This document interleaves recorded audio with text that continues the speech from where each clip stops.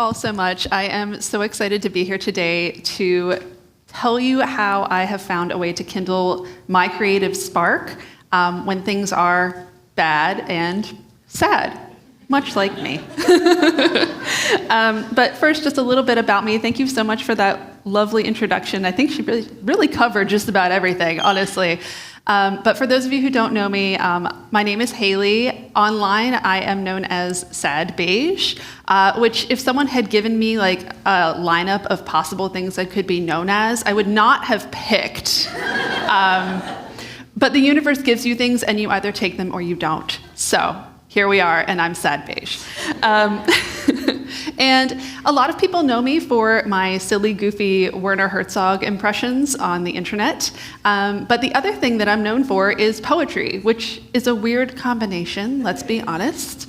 But again, the universe gives you a creative spark, and you either take it or you don't. And so today, I'm going to tell you a little bit about how I got that creative spark back during a particular slump, and then we're going to talk a little bit about the type of poetry that I do, and I'm going to send you off with a little workshop-y prompt that you can use or not. So I don't know about you all, but I have a really hard time finding the time to be creative. My daily routine, I've got a middle schooler, I've got an elementary schooler, so it's like kids, drive to work, listen to a really depressing podcast, get to work, drive home, listen to another really depressing podcast about everything that I missed during the day that was depressing, so I'm caught up. Then I get home and I'm back on the kid routine. Then it's doom scroll time, the best time, for several hours.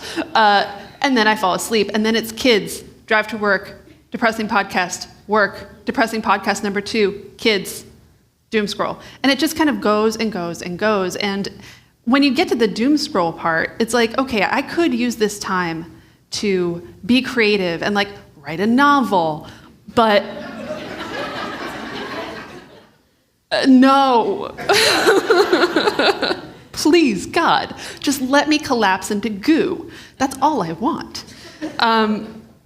So what do you do though? Like, what do you do when that is your reality? And realistically, you can't do a whole lot to change it. You can't be like, I don't have to care about my kids anymore. I don't have to get them to school. I don't have to go to my job. Like, I guess I could cut out the doom scrolling, but then what do I have? Nothing. So what do you do, right? I kind of think of this as you're rolling up to a campsite. And just bear with me here. I promise the metaphor does work. You roll up to a campsite, and you need some kindling. You need some firewood. And maybe your campsite, somebody left you some whole logs. There's kindling all over the place. You're going into the woods. You're like, oh man, there's so much here. I'm in good shape. My fire is going to be great. And you're golden. The next day, you get to another campsite, picked clean, nothing. Absolutely nothing. You are bare bones. People have bought all the wood. You have nothing. Nothing. And that's kind of where I was at. So my campsite, picked clean, nothing. But you still have to make a fire. It's cold. You have to cook. So what are you going to do? You have to use what you have. So in this scenario, maybe you have a box of Capri Suns for your kids. That's cardboard. Use that. It's great. Is the fire perfect? No. Does it have a weird odor from the printer ink on the Capri Sun stuff? Maybe. It's imperfect. But you have a fire. You can probably do something with it, and hopefully the fumes will not destroy you. So you have to just cross your fingers on that one. But you need the fire. You can't just ignore the fire because you don't have the perfect setup for it. You need it. You have to feed it, however imperfectly, right? And that brings me to one of my creative philosophies that I've stolen from mama drama on the internet, which is the phrase, fed is best. If you're a mom, you may know this phrase. It's used a lot when you're talking about whether to breastfeed or use formula. I have used both. I found this phrase very helpful because ultimately, your baby needs to be fed to be alive. Basic concept. Your creative spark also needs to be fed to be kept alive. It doesn't have to be the exact thing that you want. It doesn't have to be perfect. It just has to feed the fire. It just has to feed the baby. And that's what you really have to embrace when your daily routine is not perfect and you don't have a retreat to go to every weekend where you can just spend 8 hours being like, my creative bliss. That'd be great. It's not going to happen. So fed is best. Take what you have. And what I discovered I had was about 38 minutes between after dropping my kids and listening to my depressing podcast. I would get to Elwood Thompson's parking lot, get my coffee, come back out to my car, and I have about 38 minutes before I need to be at work to open the library. So I could doom scroll. There's always the doom scroll. Or I could use these 38 minutes, this scrap of time, and try to tap into something that's going to start my day creatively, even if it's not perfect. And so that's what I did.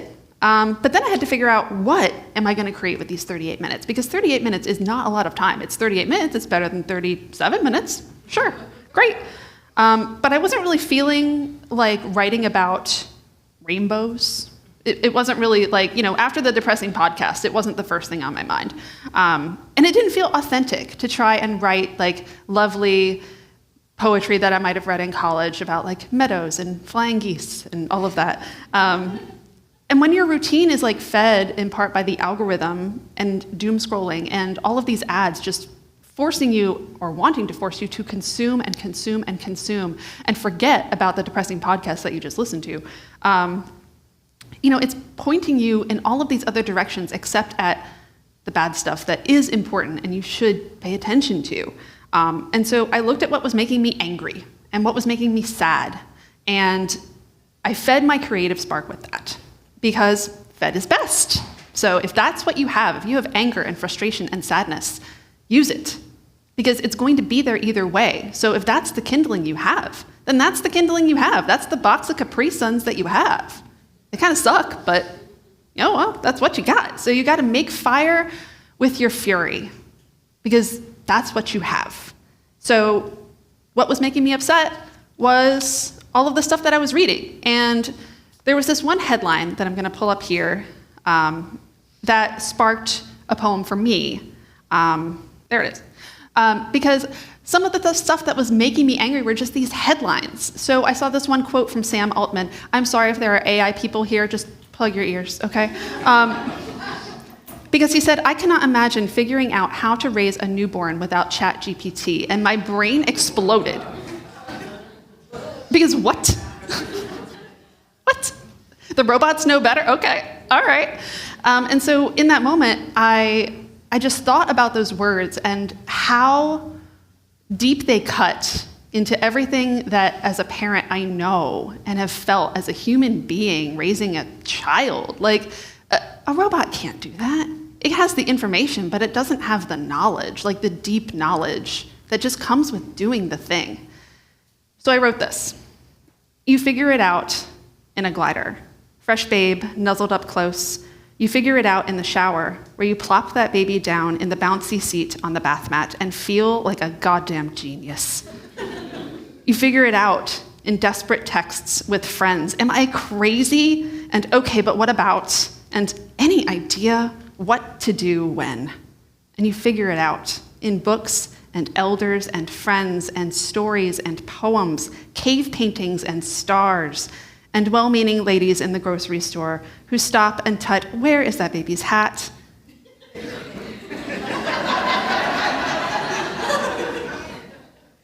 And you'll miss this someday, in the same breath. You figure it out with every person who has gone before, that endless line of heartbeats beating back and back and back, a perfect code already written. Because that's what was making me angry.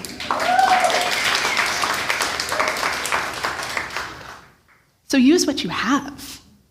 You have 38 minutes, you have anger, you have fury, you read a headline that's pissing you off. Use what you have. Kindle your fire with that. And then there were the algorithms telling me to consume and consume and consume. And then there was this thing where people were falling in love with their ChatGPT.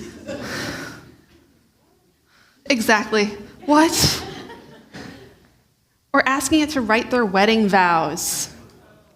My God. So I wrote this. Which people have pointed out, couldn't you have written this with ChatGPT? No, I did not. But wouldn't that be funny? Things you can make ChatGPT write for you.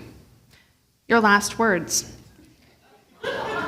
But before them, what to murmur to a lover in bed, what to say in the group chat when someone's sister, mother, brother is dead, and the apology you could never quite get right for a friend. And hell, why not make the robot compose your proposal, your wedding toast too, your best friend's birthday roast? You could ask it to write a custom lullaby for the baby snuffling at your breast. You can cradle to grave away every warm human word you could ever have said. And when they chisel your gravestone for your final rest, we can ask ChatGPT because it knew you best.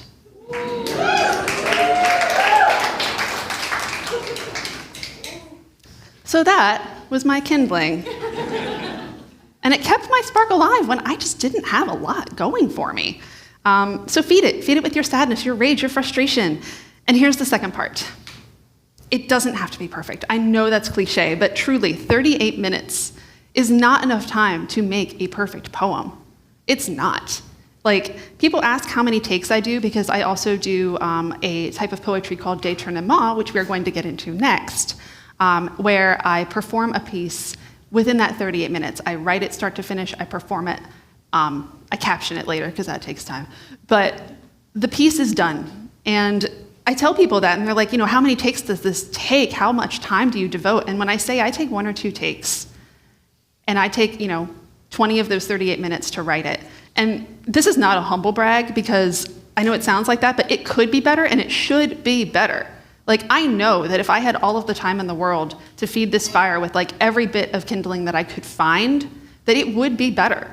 But that's not possible. So put out the art that is perfect, sure, but you're not going to put out a lot unless you're really good, in which case, like, good for you. That's not me. Put it out. Putting out a poem that is done but imperfect is so much better than spending your life writing the most perfect poem that nobody gets to read. And sometimes when you're writing about stuff like headlines and things that are happening now is the moment. Now is when people want to read that. Now is when people need to hear that. So make what's imperfect rather than focusing on putting out the absolute best thing you can. Do that for the stuff you're getting paid for. Finally, a dumb thing that also keeps me going is sometimes when I get in my car, knowing that I'm going to try and use those minutes today, I just tell myself, you're going to have a good idea today. Which is like so silly. But it works. I don't know how that works, but you just have to embrace what works. And if telling myself, hey, self, in about half an hour when you get to the Elwood Thompson's parking lot, which if you see me in that parking lot looking like a crazy person in my car, that's what I'm doing. But encourage yourself. Don't beat yourself up about having this small amount of time. Encourage yourself to use it and just set your intention that it's going to work out and it's going to be good. And some poems that I write get 7 million views and some get 7,000. And I know 7,000 is a lot too, but you can't all be winners. So the next part here that I wanted to talk about is how I am putting these poems together. So we're gonna pop in here. One more time, yes, thank you. So we're gonna hijack a poem. Whee! Because the other type of poem that I have not shown you yet, because I can't really do it just here, so I have it here, is something called a détournement poem. And détournement is a French term for a type of poetry that infuses marketing and AdWords into art, which it feels like you all would love. And it kind of detours, which is, détour. I hope I'm saying it right, by the way. It detours or hijacks one idea and turns it in onto itself. So by the end of the piece, the art has flipped its original thesis. For example, an advertisement about sales can get repurposed into a message about overconsumption. For example, we have this ad that you can see here in the Wikipedia article about détournement, where it's the Marlboro ad, but it's been turned into it's a bore. And that's just kind of how you can do that with visual art, for example. And I use real and imagined clickbait headlines to juxtapose headlines that are being, what I think are suppressed. So all of the news that you think you should be reading, or all of the stuff on TikTok that you see, and then it feeds you all of this garbage, and then it just keeps throwing garbage at you, and garbage and garbage and garbage, and you kind of forget about the serious stuff because now you've fallen down the garbage hole. So I'm layering that with like consumption-based advertising jingles that kind of underscore the unsettling way we are encouraged to consume, rather than think about what is going on. So right here. Good morning. Did you see the Emmys last night? They really put on a show, huh? The list of awards was fire. And the money countdown, better not let your speech go on too long. Jenna Ortega's top got you fired up, huh? And Hannah's speech, she really shot her shot. Good morning. Good morning. Good morning. Did you see? Did you see? Shot her shot. Fired. Shot. Fired. The list of awards was fire. The list of awards was fire. Shot her shot. Fire. Shot. Did you see? Shot. Fired. Better not let your speech go on too long. Better not let your speech. Better not let your speech. Jenna Ortega's jeweled top got you fired up, huh? Did you see? Better not let your speech go on too long. Better not let your speech. Better not let your speech. The list of awards was fire. The list of awards. The list. The list. Better not let your speech put you on a list. Good morning. Good morning. Good morning. They really put on a show, huh? Put on a show, huh? Put on a show. Better put on a show. Better put on a show. Good morning. Better put on a good morning show. Better put on a good morning show. Better not let your speech get you fired, fired, fired. Better put on a good morning show. Better put on a good morning show. Better not let your speech put you on a list. Better not let your speech get you fired, fired, fired. Better put on a show. Better put on a show. Better put on a show. Better put on a show. Did you see? Better put on a good...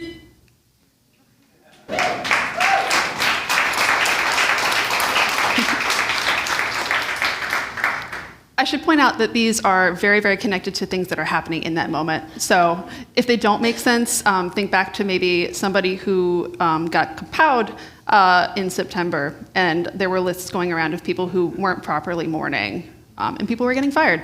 So then we have this Get one. it now! Taylor Swift launches Target exclusive vinyl of her new album, Life of a Showgirl. Imagine an ice-cold Diet Coke and salty fries, only at McDonald's. Drive to Target. Drop into HomeGoods and save, save, save. What's on your kids' list this holiday season? Don't raid your closet. Raid TJ Maxx for your fall fit check. Drive to Target. Get it now. Get it now. Get it now. Don't raid your closet. Ice cold Diet Coke. Ice, ice, ice. Drop into HomeGoods. HomeGoods. HomeGoods. Good home. Good home. Good home. Ice dropped into good homes.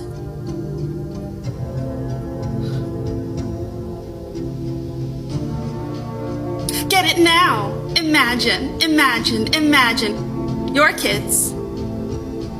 Drive to Target. Don't raid, raid, raid. Imagine. Your kids. Ice dropping into raid your good home, your good kids. Ice dropping into raid your good home, good kids, good kids. Drive to Target. And look, there's no way to sneaky hide the keyword zip ties. It's absurd. So I'm just gonna tell you. Imagine it's your life. Imagine it's your kids. Zip tied. Imagine it's your kids. You can't save, save, save. Get it now? Drive to Target. You're the target. Get it now.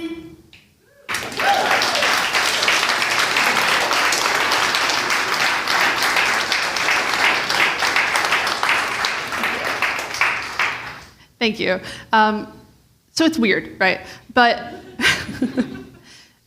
what I'm doing here is I'm playing with tone, and that can really help define and clarify your message, especially if you're making like performance pieces.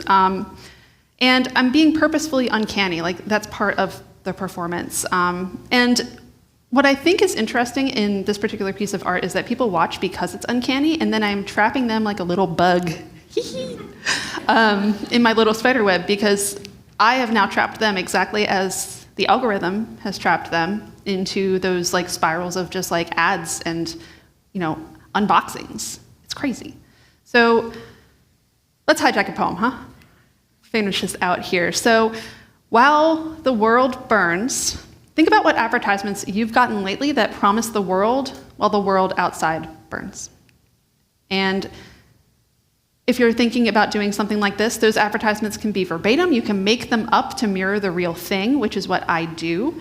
And then think about what's happening in the world in contrast to those ads that you've been served. Again, going back to what's making you angry and what's the opposite of that, and how can we turn A into B and flip it?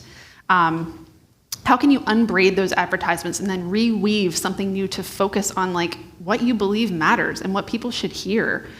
So how can you detour that? How can you hijack what's being fed to you into what you think people should actually feed, both themselves and their fire? So thank you all so much for letting me ramble about poetry. This was so fun. You are all so kind.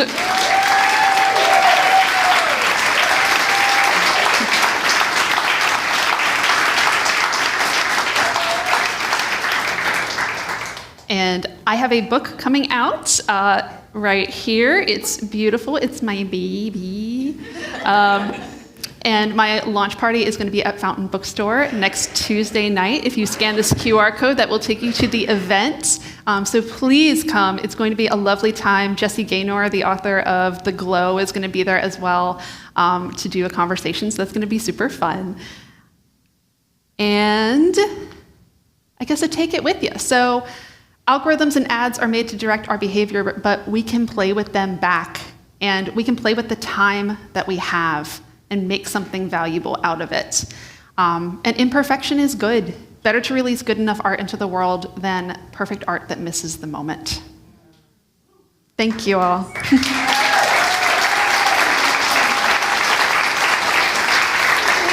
you so much. Thank you. Awesome.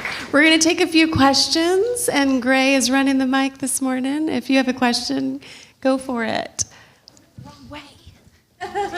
Gray did a workout this morning, so we're good. Thank you so much for coming this morning. I really you. enjoyed your talk, and you were right on point with the themes, so I really appreciate that. Where is your library? So I manage the Belmont Library in the Museum District. Come see us. We're so cute. I love making the displays. Yes. It's the best one. Next obviously. week is National Library Week. So go see Hayley at the Belmont Library and show them some love. Yes. Questions? I thought I saw one in the back. Oh, here's one.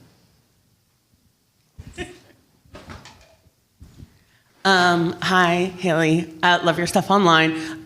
First question was the poems we watched, were those filmed in the Elwood Thompson's parking lot?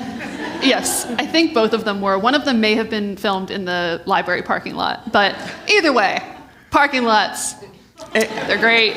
Creativity happens everywhere. And my other question was, do you have any like poetry or writing book like recommendations? Ooh. Yeah, or just poetry you're loving right now? Ask the librarian. Yes, for a book recommendation. Oh. Right, how long do I have? Anne Lamott's Bird on Bird is the classic. You can't go wrong. My friend Greg once told me too that Stephen King's on writing. Asking Stephen King to teach you how to write is like asking the Easter Bunny to tell you about Christmas. But it's actually good.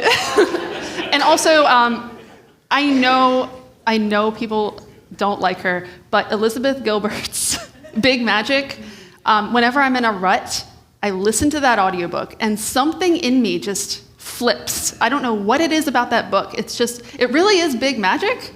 And so I highly recommend it. And just for poetry in general, I love Kate Baer, Lindsay Rush, who goes by Mary Oliver's drunk cousin on Instagram. I love them both so much. They're wonderful writers to read as a writer if you're thinking about poetry in this way as well.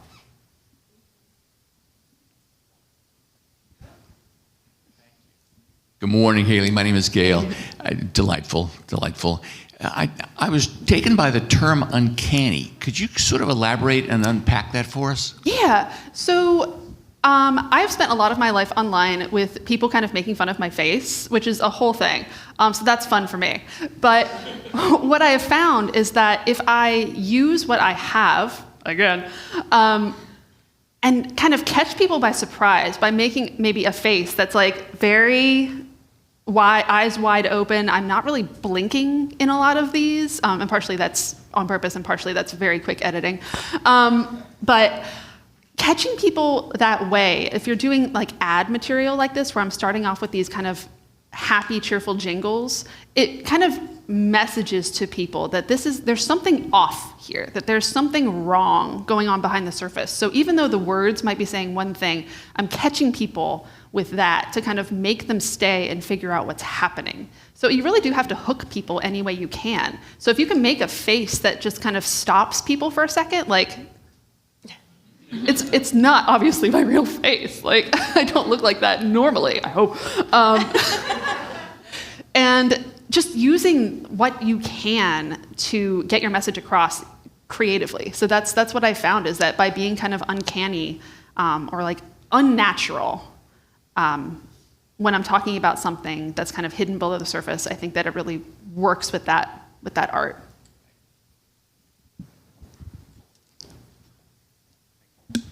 I love those videos that you showed. You're talking about sort of like playing with the algorithm, mocking the algorithm sort of. What do you see behind the scenes about who your videos are reaching and what makes the difference between the things that hit 7 million versus 7,000? Absolutely. There's a term online called something breaks containment, where normally the people who follow you will see your content, maybe people outside in that kind of fuzzy circle who like the same things as you will see it. And those things do pretty well. But when something breaks containment, it means that it's caught people who normally are not going to see your content, and then it goes all over the place, and you really can't pull it back. And so I think the people that are seeing these videos that go mega viral are people who are being served videos that use these AdWords that I'm using. So I'm using a lot of words to essentially trick the algorithm, like talking about Taylor Swift and the Emmys and Jenna Ortega, and none of those things have anything to do with what I'm actually talking about, but I am using the algorithm against itself to force it to feed my work to people who are getting all of that stuff. So it is part of the piece that I am twisting it and serving it to people who otherwise would not see it. So I think that that's what's happening. And when they don't go that super viral, partially that's just kind of, I think, by design, that like some things are just hit or miss and there's nothing you can do about it. But also I think that it really does have to kind of break that containment and reach people who are confused and don't know what's happening, and so they stick around and try to figure it out in the comments. They're asking questions, and like they're seeing something that they haven't seen before. And so I think that that's why that happens, if that answers your question.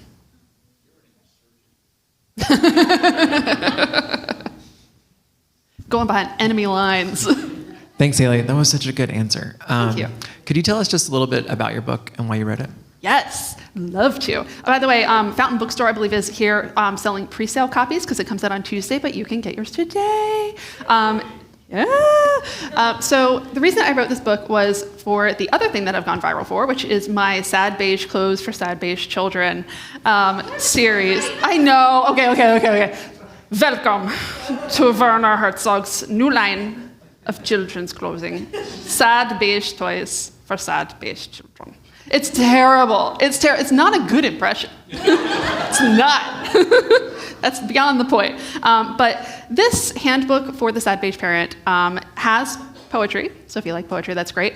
But I wanted to write a book that was both a satire of modern parenting on the internet, but also spoke to people in a real way. So this book is kind of an amalgamation of comedy pieces and satire, and then also essays that kind of get more to the heart of what parenting is, kind of like the ChatGPT Sam Altman poem, kind of sprinkled throughout. So I think that it's a book that really speaks to people where they're at in terms of parenting young children. And what I particularly love about it is that, first of all, we had a real human illustrate it, which is amazing. Julia is wonderful. And it kind of takes you through this journey from preparing for baby. You can see we're loading, if you can see that. And then it kind of goes through the toddler stage, the dinosaur nugget stage, that's a whole separate stage, by the way, until at the very end, you kind of figure out that, like, in the beginning, when you have a baby, you are making all of these plans, and you're like, I'm gonna do this, and I'm gonna do that, and like, because I buy all these wooden blocks, and because I buy this particular teether, and I painted the room beige, that like my child's life is gonna be perfect, and we're gonna send them to Montessori school, and we're gonna be broke because of it, but they're gonna have a great life. And unfortunately, life doesn't work that way. Like, you can do all of those, quote unquote, right things. Someone else is gonna do the same right things, and it's gonna turn out completely differently from you, because it's just life. And whether it's, well-intentioned or not, like, I don't know, life just happens. And so by the end, suddenly your kid has grown up and they're a whole person, entirely unto themselves.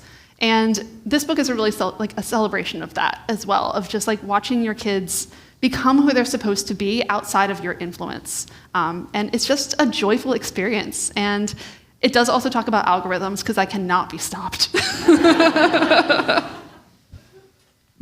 Hi, Hayley. So we were talking a little bit earlier about this online hate and falling into the rabbit hole. And I, along with release day, the Adobe thing, right? We all have fear about releasing our own things out into the world because somebody might not like it. So you get that on a massive scale. Can you talk to us a little bit about how you can constantly renew your courage to just go out there and do the thing? To be cringe is to be free, honestly. Like, truly, I know that everything I put out is not, like, it's not polished. It is cringe. And I'm just accepting that I'm a cringe kind of person. And like, okay, well, that's all right. Like, okay, that's just who I am. But yes, I do get a lot of hate online, and I just don't read the comments after a certain point. I'm like, oh, okay, this is broken containment. Turn it off. I just don't check. Which does mean that I miss opportunities sometimes, because they're apparently also in my DMs. But then I got like 8,000 messages that got stuck in Instagram one time, and I was like, I can't go through all of this. So I'm just like, delete. I don't know. But yeah, I mean, you just have to put it out there and not worry too much about the reception, because the reception is not something you can control. So why worry about it? Like, unless you're being offensive or something, like if you're just making art and people either like it or they don't, you just got to do it. Because if I just waited until everyone liked what I put out, I would never put out anything ever again. I'm not even checking Goodreads reviews for my book at this point, because I'm like, I've seen some really good ones, and I'm going to stop now. Because the book is out. I can't change it. So yeah, just put it out. Amazing. Hayley DeRoche, everyone. I'll take a standing ovation, Nicole. I'll take it. Yeah, you deserve that. Yes.